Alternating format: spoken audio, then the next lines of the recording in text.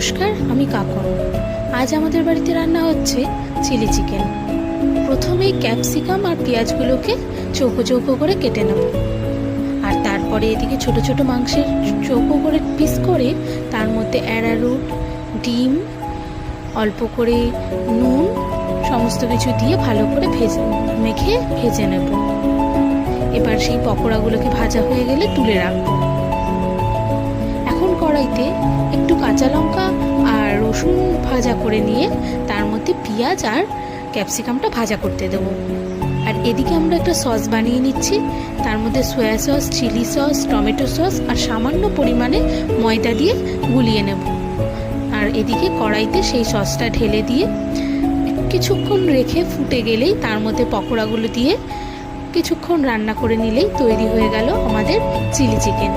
আপনাদের সবার কেমন লাগলো আমাদের জানাবেন।